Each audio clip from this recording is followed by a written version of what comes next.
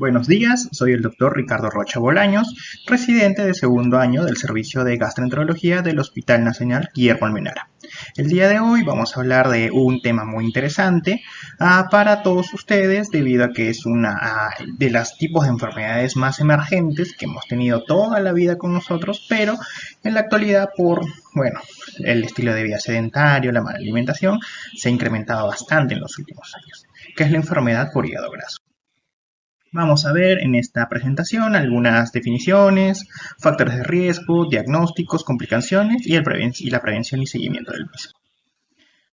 Definimos la enfermedad del hígado graso como el acúmulo excesivo de grasa en las células de nuestro hígado, lo cual puede tener implicaciones en el cual nuestro hígado se va a inflamar y posteriormente puede asociarse también con otras enfermedades que están dentro del espectro de las enfermedades metabólicas. Solo para recordar, las enfermedades metabólicas incluyen la hipertensión, la diabetes, los trastornos del colesterol, también se incluyen otros trastornos que están asociados a ellos, como son el hipotiroidismo, etc. Además, asociada a la obesidad y el sobrepeso. Aquí podemos ver en la presente imagen cómo se ve un hígado normal. Aquí, bueno, como la figura nos muestra, completamente liso, no hay mayor afectación en las pequeñas células. Estas células son los hepatocitos, los cuales, bueno, se muestran completamente normal. Pero en la enfermedad por hígado graso, es decir, el acúmulo excesivo de grasa, podemos ver que tenemos un hígado incrementado de tamaño, ya cambia su coloración y aquí al examen microscópico, es decir, cuando se aumenta mucho más la visión, podemos ver acúmulo de pequeñas gotitas de grasa al costado y dentro de las células hepáticas. Entonces, esto va a iniciar una serie de procesos en el cual nuestro hígado se va a ver afectado en el tiempo. Ahora, ¿cuáles son los factores de riesgo? Principalmente son la obesidad y el sobrepeso y la diabetes mellitus, tanto tipo 1 como el tipo 2. Primero, definamos obesidad y sobrepeso. ¿Cómo lo solemos dividir a lo largo de nuestras consultas o alguna vez nosotros hemos ido a hacernos un chequeo general y nos han dicho, usted tiene sobrepeso? ¿Cómo nos lo han calculado? Es decir, primero pasamos por un examen ya de nutrición y nos miden, nos sacan algunas medidas antropométricas, es decir, a cuánta grasa tenemos, y además se utiliza esta fórmula que es muy simple, que nos puede dar algunas luces de cómo estamos a nivel nutricional también, que es el índice de masa corporal, que es sencillamente el peso sobre nuestra altura en metros al cuadrado. Entonces, cuando tenemos sobrepeso y obesidad, este cálculo nos va a salir a partir de 25 y de 25 en adelante nosotros tenemos un mayor riesgo de tener esta enfermedad. Además, está aquí la diabetes, tanto la diabetes tipo 1 y tipo 2, está justamente resaltada de rojo porque es la enfermedad que está más asociada a que nosotros seamos propensos a una enfermedad por hígado graso y también la progresión de la misma. Ahora, otros factores de riesgo son las dislipidemias. ¿Qué significa alguna dislipidemia? Colesterol o triglicéridos altos, es decir, grasa en la sangre. Como podemos ver en nuestro primer dibujo, aquí podemos ver cómo nuestras células sanguíneas van por nuestros vasos y aquí podemos ver cómo dentro de nuestros vasos, justamente en las paredes, se va acumulando colesterol. En este caso, por ejemplo, nosotros tenemos colesterol bueno y colesterol malo. Es decir, el colesterol bueno es el que va a sacar esta grasa que tenemos en nuestras paredes y el colesterol malo es el que lo va a depositar ahí. Entonces, ¿por qué es malo tener colesterol en la sangre? Debido a que, si bien es necesario para muchas de nuestras actividades metabólicas, es decir, para el correcto funcionamiento de nuestro cuerpo, también es dañino cuando estés en exceso, debido a que se asocia a diversos trastornos cardiovasculares y también se asocia a diabetes y también a nuestra enfermedad por hígado graso. Ahora, la edad también es un factor importante. Si bien está mucho más asociado en este grupo etario, que es a los pacientes que tienen entre 40 y 50 años, debemos recordar que la obesidad es algo que normalmente, sobre todo en nuestros tiempos, empieza desde niños, debido a malas conductas alimentarias desde nuestra primera infancia. Es decir, actualmente tenemos un aumento de la prevalencia, es decir, la cantidad de niños que ya están con obesidad. Y es decir, que esta enfermedad va a ir incrementándose a lo largo de cómo pasan los años si no hacemos nada al respecto. Por eso, desde muy pequeños debemos tener en cuenta que nosotros debemos educar a nuestros hijos, a nuestros sobrinos, a nuestros parientes, para que controlen adecuadamente su alimentación, tengan un adecuado régimen de ejercicios y además siempre intenten hacer sus chequeos lo más pronto posible, al menos una vez al año. De ahí, dentro de los factores de riesgo, este es un concepto un poco más complejo, que es el síndrome metabólico. Incluye toda esta lista de enfermedades, como son resistencia a la insulina, circunferencia abdominal incrementada, los triglicéridos y el HDL bajo, que es el colesterol bueno, la presión arterial alterada y también una glucosa alta. Vamos a ir desarrollando cada uno de ellos. En primer lugar, tenemos la resistencia a la insulina. ¿Qué es la resistencia a la insulina? Cuando nuestro organismo no puede procesar adecuadamente la glucosa y se aumenta el nivel de esto. Esto es un marcador prácticamente indirecto de que nosotros tenemos una propensión a la diabetes. La circunferencia abdominal, como lo vemos en este ejemplo, tiene que ser medida por un personal de salud capacitado, en el cual tenemos que tener los valores referenciales, que son 102 centímetros en hombres y 88 centímetros en mujeres.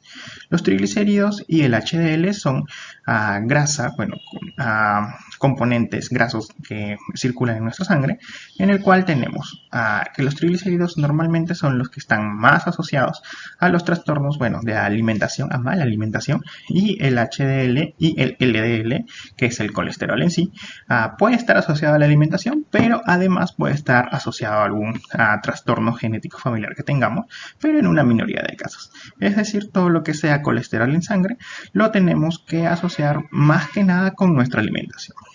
Además, tenemos las dos grandes enfermedades crónicas que tenemos actualmente, como son propensión para la hipertensión y para la diabetes. Aquí tenemos que tener en cuenta que además el colesterol elevado produce estas plaquitas, es decir, acúmulo de estas partículas de colesterol en nuestros vasos sanguíneos y lo que nos puede condicionar a un infarto. Ahora, esta imagen es fundamental, ya muchos pacientes que nos ven en esta ocasión ya deben estar familiarizados. Este es un glucómetro esencial para ver los niveles de glucosa en sangre que tenemos y controlarlos a lo largo del día. Pero si tenemos a alguno de nuestros familiares que presenta también obesidad, sobrepeso, también podría ser bueno tener algunas medidas, aunque sea de glucosa en ayunas. Dentro del diagnóstico, normalmente el diagnóstico de esta enfermedad está definido por una biopsia hepática. En dicha biopsia hepática nosotros vamos a tener exactamente la imagen donde vimos en las primeras diapositivas, en el cual veíamos que nuestras células hepáticas tienen ahí sus gotitas de grasa. Es decir, nos confirma la enfermedad. Esto no suele solicitarse porque no es viable, no es cómodo para los pacientes y además es muy complejo y también concluye algunas complicaciones en las cuales, por este tipo de enfermedades no es necesario llegar a estos extremos. Normalmente lo que pedimos es una ecografía abdominal y un perfil hepático. La ecografía abdominal nos va a servir para ver qué tanto ha cambiado el hígado con respecto a nuestros parámetros que nosotros ya tenemos, que es como un hígado normal, es decir, aumento de tamaño y disminución de la ecogenicidad, es decir, de las imágenes que nosotros obtenemos, es un patrón más que nada un poco variado. Y un perfil hepático, es decir, un examen sanguíneo. ¿Para qué nos va a servir el perfil hepático? Si está alterado, si tenemos algunas de estas muestras que tomamos que están un poco alteradas, nosotros debemos de pensar en el contexto de un paciente que tiene algunas enfermedades ya establecidas, tipo diabetes, tipo hipertensión, que podemos tener esta enfermedad ya prácticamente establecida, pero solo por presunción diagnóstica. Ahora, ¿cuáles son las complicaciones de esta enfermedad? Está asociado, como mencioné anteriormente, con otras enfermedades como son diabetes, hipertensión, también está asociado con sobrepeso y obesidad y todas las características y complicaciones que llevan estas. Además, está asociado con un aumento del estado inflamatorio, es decir, que todo lo que nosotros podamos presentar ya con una enfermedad crónica se va a ver algo incrementada. También, además, por la progresión de esta enfermedad, podemos llegar a diferentes estadios de ella hasta llegar a un proceso de cirrosis. Es decir, como les presento aquí en la imagen, este es un hígado normal, no tiene ni una partícula de grasita. Posteriormente, esta es la esteatosis hepática, es decir, la enfermedad por hígado graso, en donde nosotros ya vemos que ha cambiado la conformación, su coloración y se ha aumentado de tamaño. Es decir, aquí hay células hepáticas al costado de células que ya están con gotas de grasa en su interior, y esto produce una inflamación. Esta inflamación a lo largo del tiempo nos puede provocar esteatohepatitis. La esteatohepatitis ya es una condición mucho más aguda, en el cual en algunas ocasiones requiere un manejo hospitalario. Posteriormente, el paciente tiene mucho tiempo con ya un hígado graso y episodios ya de esteatohepatitis, el paciente puede progresar a una cirrosis, es decir, que el hígado ya empieza a fallar. Y cuando el hígado ya empieza a fallar, ya tiene mucho factor de inflamación, ya tiene mucha progresión a que pueda ser cáncer. Es más, no solo esta enfermedad por el hígado graso nos puede condicionar a un cáncer hepático, sino a otros tipos de cáncer en todo el tracto gastrointestinal. Entonces, prevenir esta enfermedad es muy importante para evitar estas otras alteraciones que nos puede conllevar esta enfermedad. Ahora, ¿cómo lo prevenimos? Aumento de actividad física. Como sabemos, al hacer ejercicio es bueno para nuestra salud. Entonces, lo que debemos hacer es al menos tener 30 minutos de ejercicio diario, y este debe ser tanto aeróbico como de pesas. Ya, el ejercicio aeróbico, más que nada, lo mínimo es salir a caminar sus 30 minutos, regresar a casa, hacer unos ejercicios de estiramiento o de pesas, y ahí termina nuestra rutina. Podemos empezar con muy poco peso, podemos empezar haciendo ejercicios con nuestro propio peso, si tenemos una caminadora, o podemos salir al parque a caminar de forma muy sencilla.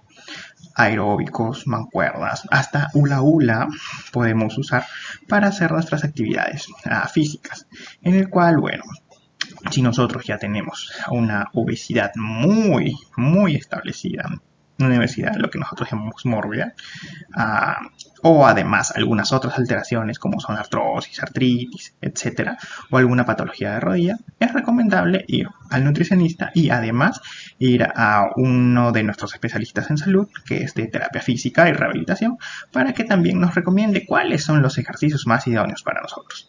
Hay múltiples ejercicios. Esto es transversal a todas las enfermedades que podemos realizar, cada uno ya con sus niveles respectivos, pero todos podemos hacer ejercicio y debemos hacerlo. Ahora, una dieta balanceada. ¿Qué incluye una dieta balanceada? Ya sabemos, vegetales y frutas son buenos. Las grasas, bueno, no son tan buenos, pero también son necesarias al menos en unas cantidades pequeñas en nuestra alimentación diaria. Los alimentos tienen que ser suficientes. ¿Por qué? Los alimentos tienen que tener la cantidad necesaria para los requerimientos de nuestro organismo. Luego, además, tenemos que tener en cuenta que debe ser completa, incluir todos los grupos alimentarios. Las proporciones tienen que ser las adecuadas.